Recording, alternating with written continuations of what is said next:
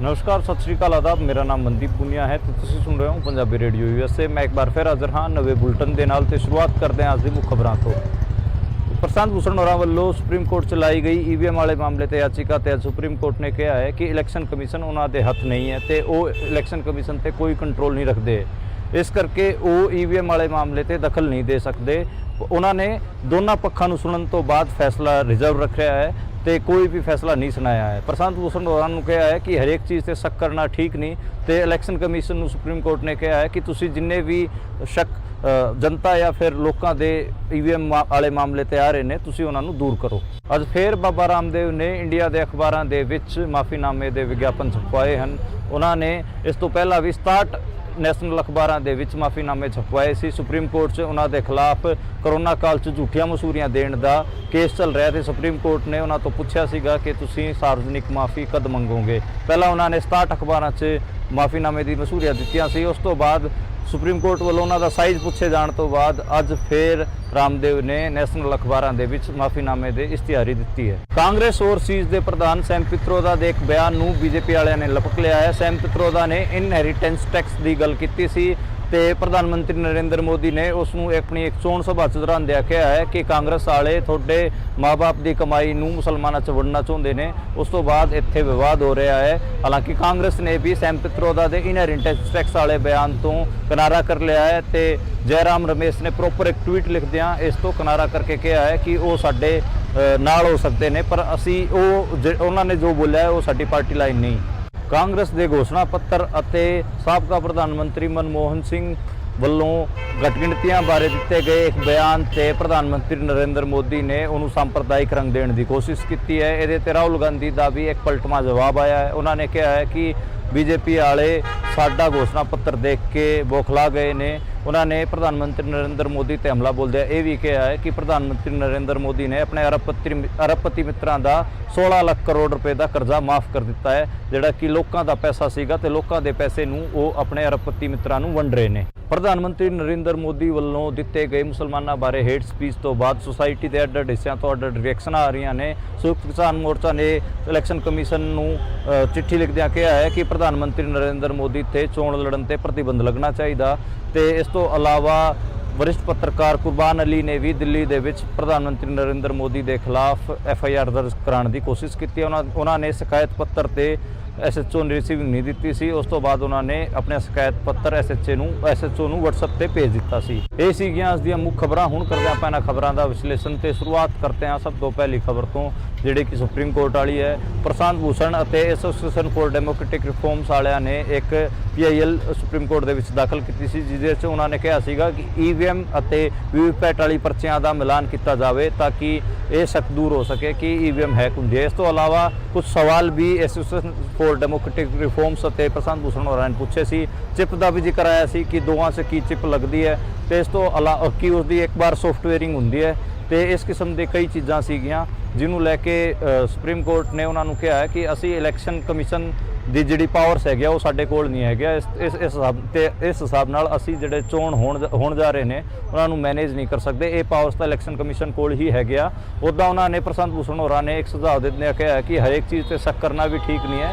तो election commission ने कहा है कि जनता के विच जे EVM बारे शक पैदा हो रहे हैं तो तुसीं उन्होंने दूर करो। उस तो अलावा उन्होंने जिहड़ा फैसला अपना रिजर्व रख लिया है, फैसला नहीं सुनाया है। तो एक हिसाब नाल जिहड़े EVM और VVPAT पर्चियां दे मिलान वाली जिहड़ी गलबात सीगी वो इत्थे ही रुक गई है। उस तो अलावा जिहड़ी दूजी खबर की गल करिए, बाबा रामदेव ने अज फिर नैशनल अखबारों के विच माफ़ीनामे दे इश्तिहारी छपवाई है। ये इश्तिहारी क्यों छपवानी पै रही है, मैं पहले भी दस चुकिया कि करोना काल दे विच बाबा रामदेव होरां ने अपने आयुर्वेदिक एक दवाई बना के जिसका नाम उन्होंने करोनिल वटी रखा सीगा ते जिहड़े होर दूजे फॉर्म्स है मैडिसिनस दियां उन्होंने बदनाम करने की कोशिश की सी। उस तो बाद इंडियन मैडिकल एसोसीएशन ने उन्होंने खिलाफ सुप्रीम कोर्ट च एक याचिका दायर की सी, जिहदे च जस्टिस हिमा कोहली होरां ने सुनवाई करते बाबा रामदेव नूं फटकार लाई सी कि तुसीं क्यों झूठियां मसूरियां कर रहे थे करोना काल च।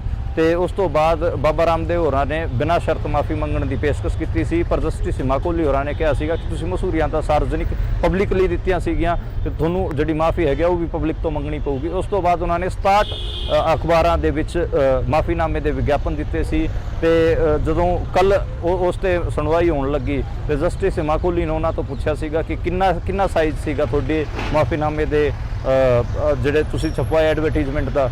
ਉਸ ਤੋਂ ਬਾਅਦ ਅੱਜ ਫਿਰ ਵੱਡੇ ਸਾਈਜ਼ 'ਚ ਮਾਫੀਨਾਮੇ ਬਾਬਾ ਰਾਮਦੇਵ ਹੋਰਾਂ ਨੇ ਇੰਡੀਅਨ ਜਿਹੜੇ ਨਿਊਜ਼ਪੇਪਰਸ ਹੈਗੇ, ਨੈਸ਼ਨਲ ਨਿਊਜ਼ਪੇਪਰਸ ਹੈਗੇ, ਉਹਨਾਂ ਦੇ ਵਿੱਚ ਛਪਵਾਏ ਹੈਗੇ ਆ ਤੇ ਹੁਣ ਜਿਹੜੀ ਅਗਲੀ ਤਾਰੀਖ ਹੈਗੀ ਆ ਉਹ 30 ਤਰੀਕ ਦੀ ਦੇਖਣਾ ਹੋਊਗਾ ਕਿ 30 ਤਰੀਕ ਤੇ ਜਸਟਿਸ ਹਿਮਾ ਕੋਹਲੀ ਇਸ ਮਾਮਲੇ ਤੇ ਕੀ ਫੈਸਲਾ ਕਰਨਗੇ। ਅਜੇ ਉਹਨਾਂ ਨੇ ਫੈਸਲਾ ਰਿਜ਼ਰਵ ਰੱਖਿਆ ਹੋਇਆ ਹੈ ਤੇ ਬਾਬਾ ਰਾਮਦੇਵ ਹੋਰਾਂ ਨੂੰ ਵੀ ਇਹ ਪਤਾ ਹੋਣਾ ਚਾਹੀਦਾ ਕਿ ਜਿਹੜੀ ਦੂਜੀ ਮੈਡੀਕਲ ਪ੍ਰੈਕਟਿਸਿਸ ਹੈਗੀਆਂ ਉਹਨਾਂ ਨੂੰ ਬਦਨਾਮ ਕਰੇ ਬਿਨਾਂ ਵੀ ਉਹ ਆਪਣਾ ਕੰਮ ਜਾਰੀ ਰੱਖਦੇ ਸੀਗੇ, ਪਰ ਉਹਨਾਂ ਨੇ ਇੱਕ ਹਿਸਾਬ ਨਾਲ ਹੋਰ ਸਾਰੇ ਜਿੰਨੇ ਵੀ ਵਿੱਦਿਆ ਸੀਗੀ ਇਲਾਜ ਦੀ ਸਾਰਿਆਂ ਨੂੰ ਨਿੰਦਦਿਆਂ ਉਹਨਾਂ ਨੇ ਸਿਰਫ ਆਪਣਾ ਆਯੁਰਵੇਦ ਦਾ ਹੀ ਇੱਕ ਵੱਡਾ ਤਾਮਝਾਮ ਬਣਾ ਕੇ ਪੇਸ਼ ਕੀਤਾ ਸੀ। ਇਸ ਔਰ ਤੇ ਕਰੋਨਾ ਦਾ ਇਲਾਜ ਵੀ ਕਰੋਨਲ ਵੱਟੀ ਤੋਂ ਦੇਣ ਦੀ ਗੱਲ ਕਹੀ ਸੀ ਜਿਹੜੀ ਕਿ ਝੂਠ ਨਿਕਲੀ। ਇਸੇ ਕਰਕੇ ਤੇ ਕੋਰਟ ਨੇ ਉਹਨਾਂ ਤੋਂ ਰਿਸਰਚ ਵੀ ਮੰਗੀ, ਬਾਅਦ 'ਚ ਰਿਸਰਚ ਉਹ ਕੋਈ ਪੇਸ਼ ਨਹੀਂ ਕਰ ਸਕੇ। ਇਸ ਕਰਕੇ ਕਿਤੇ ਨਾ ਕਿਤੇ ਬਾਬਾ ਰਾਮਦੇਵ ਹੋਰਾਂ ਨੂੰ ਮਾਫੀ ਇਸ ਮਾਮਲੇ ਤੇ ਮੰਗਣੀ ਪਈ ਹੈ।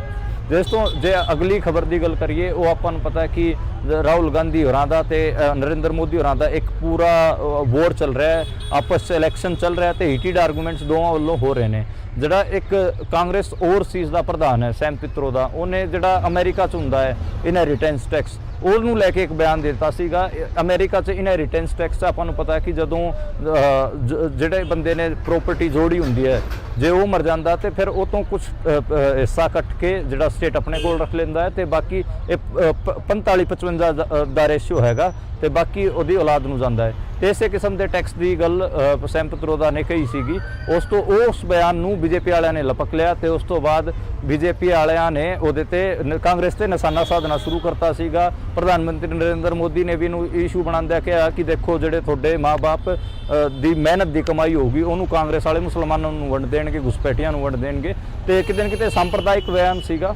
ਉਸ ਤੋਂ ਬਾਅਦ ਜਿਹੜੇ ਕਾਂਗਰਸ ਦੇ ਮੈਨੀਫੈਸਟੋ ਨੂੰ ਮੁਸਲਿਮ ਲੀਗ ਦਾ ਮੈਨੀਫੈਸਟੋ ਬਤਾਇਆ ਗਿਆ, ਉਹਦੇ ਤੇ ਵੀ ਰਾਹੁਲ ਗਾਂਧੀ ਹੋਰਾਂ ਦੀ ਪਲਟਵਾਰ ਆਇਆ। ਰਾਹੁਲ ਗਾਂਧੀ ਨੇ ਕਿਹਾ ਕਿ ਕਾਂਗਰਸ ਦੇ ਮੈਨੀਫੈਸਟੋ ਨੂੰ ਦੇਖ ਕੇ ਨਰਿੰਦਰ ਮੋਦੀ ਹੋਰੀ ਹਿਲ ਗਏ ਨੇ ਤੇ ਇਸ ਕਰਕੇ ਉਹ ਇਸ ਕਿਸਮ ਦੀਆਂ ਸੰਪਰਦਾਇਕ ਗੱਲਾਂ ਕਰ ਰਹੇ ਨੇ। ਇਸ ਤੋਂ ਇਲਾਵਾ ਉਹਨਾਂ ਨੇ ਇਹ ਵੀ ਕਿਹਾ ਕਿ ਜਿਹੜਾ ਨਰਿੰਦਰ ਮੋਦੀ ਹੈ ਉਹ ਤਾਂ ਆਲਰੇਡੀ ਜਿਹੜੇ ਮੁਲਕ ਦੀ ਸੰਪत्ति ਹੈ ਉਹਨੂੰ ਵੰਡਣ ਲੱਗਿਆ ਹੋਇਆ ਹੈ ਤੇ ਉਹਨਾਂ ਨੇ ਆਪਣੇ ਅਰਬਪਤੀ ਮਿੱਤਰਾਂ ਦੇ 16 ਲੱਖ ਕਰੋੜ ਰੁਪਏ ਮਾਫ ਕਰ ਦਿੱਤੇ ਹੈ ਤੇ ਇਹ ਕੀ ਦੇਸ਼ ਦੀ ਸੰਪत्ति ਨਹੀਂ ਸੀ, ਕੀ ਮੁਲਕ ਦੀ ਸੰਪत्ति ਨਹੀਂ ਸੀ, ਇਹ ਰਾਹੁਲ ਗਾਂਧੀ ਨੇ ਸਵਾਲ ਚੁੱਕਿਆ। ਹਾਲਾਂਕਿ ਜਿਹੜਾ ਸੈਮ ਪਿਤਰੋਦਾ ਨੇ ਇਨਹੈਰੀਟੈਂਸ ਟੈਕਸ ਵਾਲਾ ਸਵਾਲ ਚੁੱਕਿਆ ਸੀਗਾ ਉਹ ਤੋਂ ਕਾਂਗਰਸ ਨੇ ਕਿਨਾਰਾ ਕਰ ਲਿਆ। ਜੈਰਾਮ ਰਮੇਸ਼ ਹੋਰਾਂ ਨੇ ਆਫੀਸ਼ੀਅਲ ਕਾਂਗਰਸ ਦੀ ਸਟੇਟਮੈਂਟ ਜਾਰੀ ਕਰਦਿਆਂ ਕਿਹਾ ਕਿ ਕਾਂਗਰਸ ਪਾਰਟੀ ਦਾ ਇਹਦੇ ਤੇ ਕੋਈ ਇਹ ਆਫੀਸ਼ੀਅਲ ਸਟੈਂਡ ਨਹੀਂ ਹੈਗਾ, ਇਹ ਸੈਮ ਪਿਤਰੋਦਾ ਦੇ ਆਪਣੇ ਨਿੱਜੀ ਵਿਚਾਰ ਹੋ ਸਕਦੇ ਨੇ, ਇਹਦੇ ਨਾਲ ਕਾਂਗਰਸ ਪਾਰਟੀ ਕੋਈ ਸਹਿਮਤੀ ਨਹੀਂ ਰੱਖਦੀ।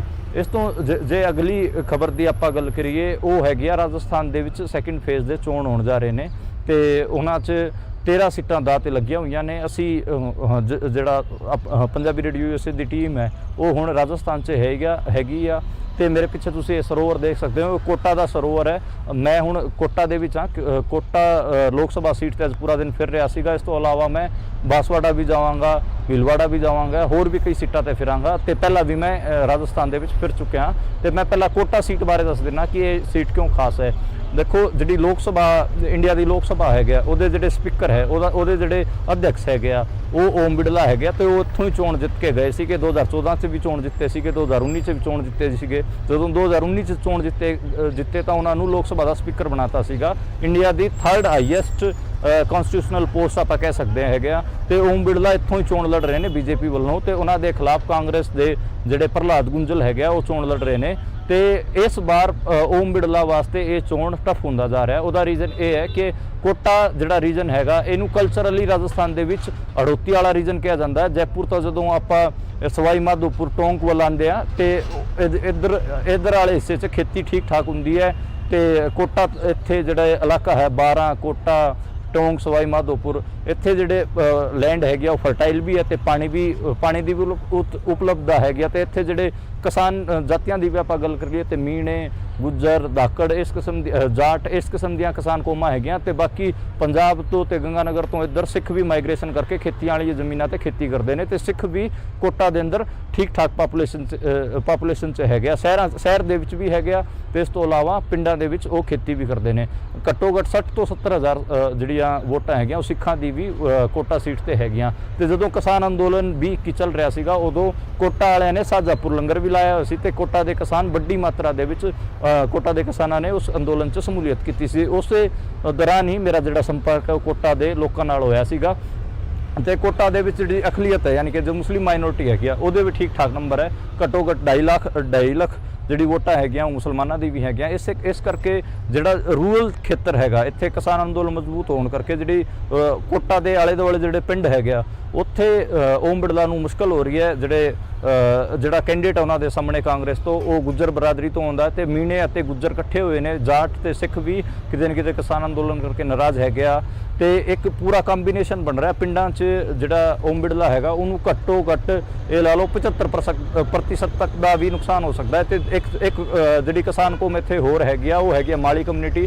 ਜਿਹੜੇ ਕਾਂਗਰਸ ਦੇ ਸਾਬਕਾ ਮੁੱਖ ਮੰਤਰੀ ਸੀਗੇ ਅਸ਼ੋਕ ਗਹਿਲੋਤ, ਉਹ ਵੀ ਮਾਲੀ ਕਮਿਊਨਿਟੀ ਤੋਂ ਆਉਂਦੇ ਨੇ, ਤੇ ਮਾਲੀਆਂ ਦੀ ਵੀ ਇੱਥੇ 50-60 ਹਜ਼ਾਰ ਵੋਟਾਂ ਹੈਗੀਆਂ, ਤੇ ਉਹ ਵੀ ਕਿਤੇ ਨਾ ਕਿਤੇ ਕਾਂਗਰਸ ਨੂੰ ਵੋਟਾਂ ਪੈਣਗੀਆਂ।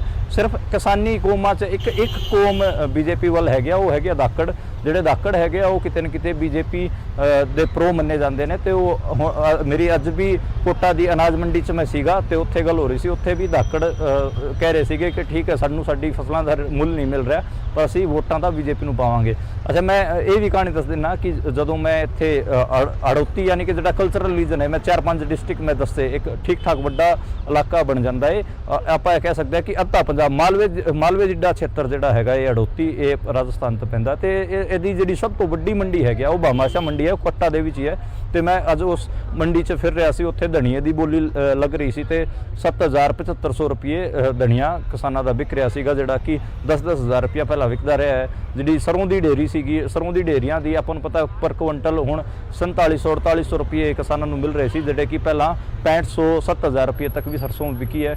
ਤੇ ਕਿਸਾਨਾਂ ਦੇ ਵਿੱਚ ਜਿਹੜੀ ਗੇਹੂੰ ਦੀ MSP ਹੈਗੀ ਆ, ਕਣਕ ਦੀ MSP ਹੈ, ਉਹਨੂੰ ਲੈ ਕੇ ਵੀ ਰੋਸ ਸੀਗਾ।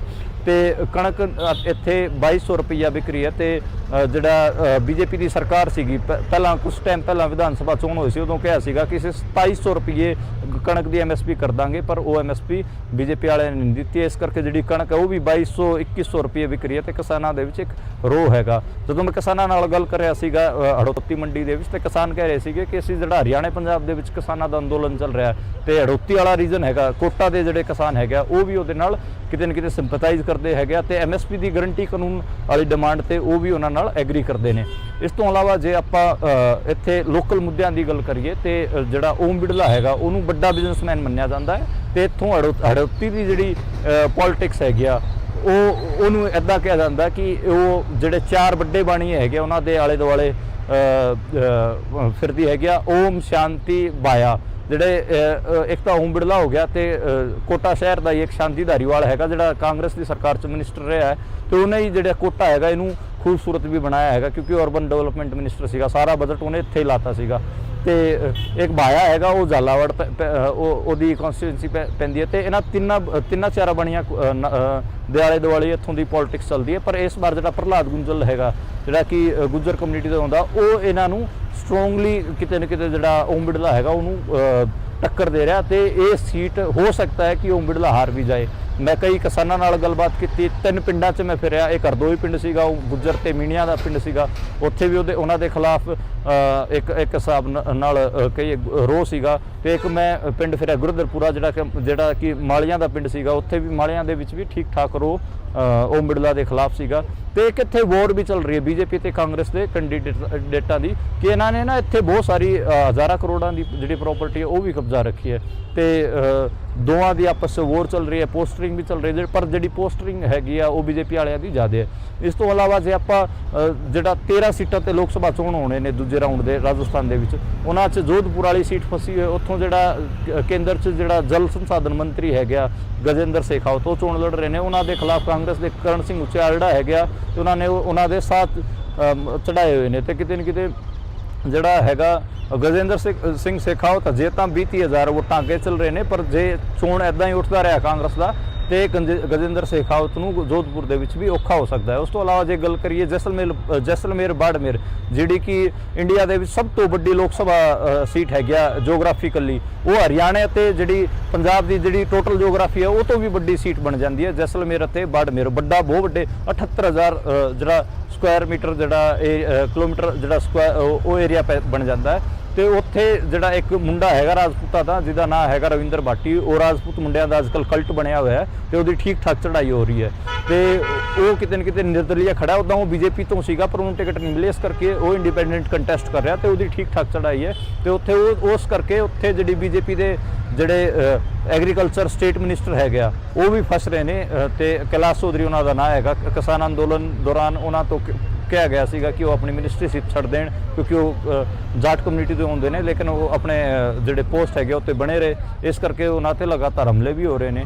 ਤੇ ਜਿਹੜਾ ਕਾਂਗਰਸ ਨੇ ਉਮੀਦਵਾਰ ਬੇਨੀਵਾਲ ਨਾਂ ਦਾ ਇੱਕ ਕਿਸਾਨ ਕੈਂਡੀਡੇਟ ਬਣਾਇਆ ਹੋਇਆ, ਉਹ ਵੀ ਅੱਛੀ ਫਾਈਟ ਦੇ ਰਿਹਾ ਤੇ ਮੈਨੂੰ ਲੱਗਦਾ ਕਿ ਜਿਹੜੀ ਉੱਥੇ ਫਾਈਟ ਬਣੂਗੀ ਟ੍ਰਾਇੰਗੂਲਰ ਹੈਗੀ ਆ ਤੇ ਉੱਥੇ ਜਿਹੜਾ ਕਾਂਗਰਸ ਦਾ ਕੈਂਡੀਡੇਟ ਹੈ ਉਮੀਦਵਾਰ ਬੇਨੀਵਾਲ, ਕਿਉਂਕਿ ਰਾਜਪੂਤ ਜਿਹੜਾ ਟ੍ਰੈਡੀਸ਼ਨਲੀ ਬੀਜੇਪੀ ਦਾ ਵੋਟਰ ਮੰਨਿਆ ਜਾਂਦਾ ਰਾਜਸਥਾਨ 'ਚ, ਜੇ ਰਾਜਪੂਤ ਵੋਟ ਰਵਿੰਦਰ ਭਾਟੀਆ ਤੇ ਕੈਲਾਸ਼ ਚੌਧਰੀ ਦੇ ਵਿੱਚ ਡਿਵਾਈਡ ਹੋਊਗਾ ਤੇ ਕਿਤੇ ਨਾ ਕਿਤੇ ਉਹਦੇ ਵਿੱਚ ਜਿਹੜਾ ਕਾਂਗਰਸ ਦਾ ਉਮੀਦਵਾਰ ਬੇਨੀਵਾਲ ਹੈਗਾ ਉਹ ਅੱਗੇ ਨਿਕਲ ਸਕਦਾ। ਉਦੋਂ ਅਗਲੀ ਜੇ ਆਪਾਂ ਗੱਲ ਕਰੀਏ ਜਿਹੜੇ ਬਿੱਲਾਂ ਦਾ ਆਲਾ ਇਲਾਕਾ ਹੈਗਾ, ਬੀਲਵਾੜਾ ਤੋਂ ਲੈ ਕੇ ਜਿਹੜਾ ਉਦੈਪੁਰ ਹੈਗਾ ਤੇ ਬਾਂਸਵਾੜਾ ਦੀ ਗੱਲ ਕਰੀਏ, ਇਹ ਸਾਰੇ ਉੱਦਾਂ ਜਿਹੜੇ ਉਦੈਪੁਰ ਅਤੇ ਜਿਹੜਾ ਬਾਂਸਵਾੜਾ ਲੋਕ ਸਭਾ ਸੀਟ ਹੈਗਾ ਉਹ ਰਿਜ਼ਰਵਡ ਹੈਗਾ ਤੇ ਉੱਥੋਂ ਕਿਤੇ ਨਾ ਕਿਤੇ ਜਿਹੜੀ ਭਾਰਤ ਆਦਿਵਾਸੀ ਪਾਰਟੀ ਹੈ ਬਾਂਸਵਾੜਾ ਦੇ ਵਿੱਚ ਉਹ ਸਟਰੋਂਗ ਹੈਗੀ। ਰਾਜਕੁਮਾਰ ਰੋਤ ਉਹ ਵੀ ਭੀਲ ਮੁੰਡਿਆਂ ਦਾ ਇੱਕ ਕਲਟ ਫਿਗਰ ਬਣਿਆ ਹੋਇਆ, ਜਿਵੇਂ ਆਪਣੇ ਬਾਈ ਅੰਮ੍ਰਿਤਪਾਲ ਸੀਗੇ ਉੱਦਾਂ ਹੀ ਭੀਲ ਮੁੰਡਿਆਂ ਵਾਸਤੇ ਜਿਹੜਾ ਰਾਜਕੁਮਾਰ ਰੋਤ ਹੈਗਾ ਇੱਕ ਕਲਟ ਫਿਗਰ ਬਣਿਆ ਹੋਇਆ ਤੇ ਉਹ ਭਾਰਤ ਆਦਿਵਾਸੀ ਪਾਰਟੀ ਉਹਨਾਂ ਨੇ ਨਵੀਂ ਬਣਾਈ ਹੋਈ ਹੈ। ਤੇ ਜਿਵੇਂ 1980s ਦੇ ਵਿੱਚ ਇੰਡੀਆ ਦੇ ਵਿੱਚ OBC ਪੋਲਿਟਿਕਸ ਦਾ ਉਭਾਰ ਸੀਗਾ ਜਾਂ ਫਿਰ ਕਿਸਾਨ ਪੋਲਿਟਿਕਸ ਦਾ ਉਭਾਰ ਸੀਗਾ,